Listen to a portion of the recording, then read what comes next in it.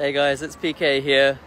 It's pretty cold here in Brisbane. I think it's like 20 degrees, so it feels like 10 degrees. Maybe it's just a Brisbane thing. Today I want to talk about exit strategy in property. So before we invest in the first property or the second property or the third property, ideally before we spent any money at all, we want to be thinking about how we're going to exit this whole property investment thing to be able to just earn passive income. Okay, so obviously the goal is, whether it's 1 year's time or whether it's 10 years time or whether it's 7 years time or 15 years time, the goal is to earn passive income for most people. It might not be for you, it might not be in those years or those time horizons, but for most people the goal is definitely to earn a passive income.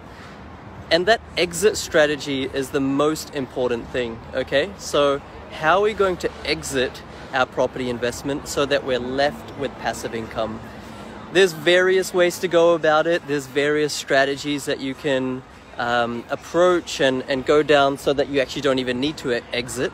But I'm going to talk about three real quick right now. The first strategy is what a lot of people already know.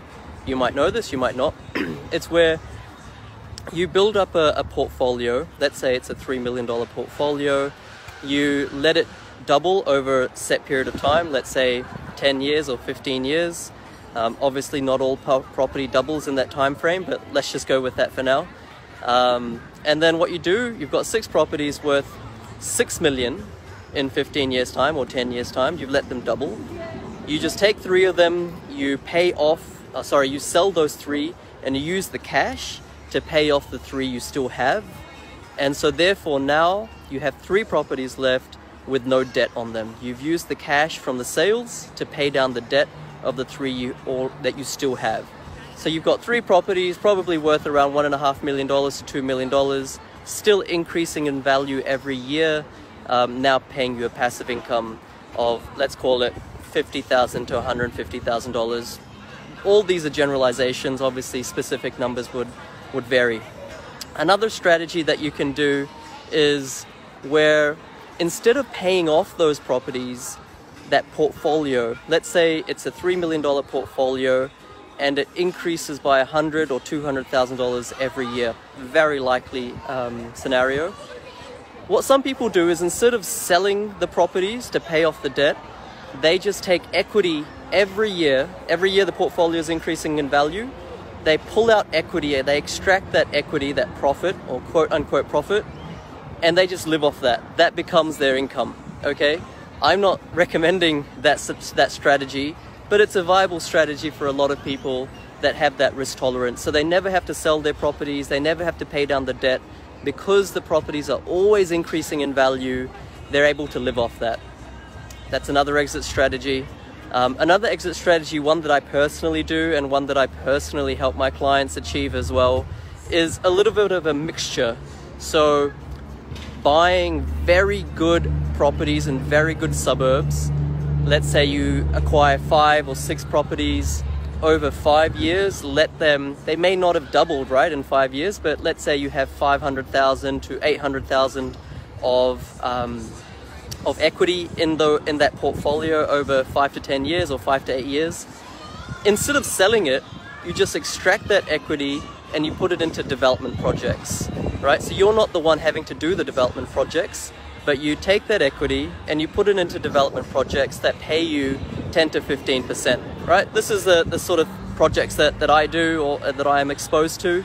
And I myself put money into these projects, and my clients put money into these sorts of projects, whether they're mine or someone else's. And so the advantage of this exit strategy is that whereas residential real estate in Australia generally pays around 5% yield or a little bit less in terms of net yield, now because you're accessing these development projects, you're getting 10 to 15% yield. You're getting 10 to 15% return on your money. So if you have, let's say, $500,000 equity, very achievable over 5 to 10 years if you know what you're doing and you have the right circumstances to start. You know, $500,000 of equity is giving you very conservatively $50,000 of passive income. Now, realistically, these projects, at least the ones that I offer to my clients, will get more than 10%. return, so 10 to 15% return, you're looking at $75,000 of passive income.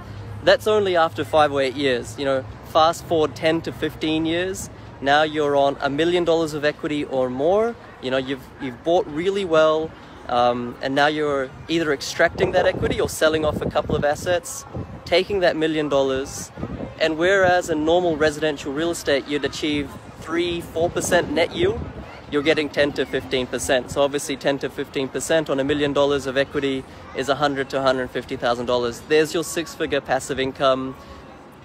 Happy days, right? So the strategy, the tactics, the specific properties, the sequence of those properties, the timing of those properties, that all will depend based on your end goal, your ultimate exit strategy. So when you think about property investment, it's not as easy as, or it's not as simple as, hey, which property should I buy? Reverse engineer your outcome, okay? How much passive income do you want, and how are you going to get there? There's different ways to go about it, different risk tolerances, different financial circumstances, income levels, blah, blah, blah, blah, blah. But it's very, very, very possible to generate a passive income of 6 figures from property investing over the long term. And by the long term, I mean 5 to 15 years, depending on who you are, depending on your starting position, and of course how well you buy. So I mean, I could talk for hours about this. It's really interesting and actually really exciting for most everyday people who really can't see themselves earning a passive income in many other ways and really don't want to rely on the pension. Anyway, I'll just leave you that. I'll leave you there with that. There's plenty of very interesting and useful people in the Facebook group, so you know, feel free to comment below, and I'm sure a lot of people will chip in. Otherwise, feel free to reach out to me, PK, and I'll see if I can give you a hand as well. Have a good day. It's nice to stand in the sun here. I'm warming up a little bit. All right, see you guys. Bye.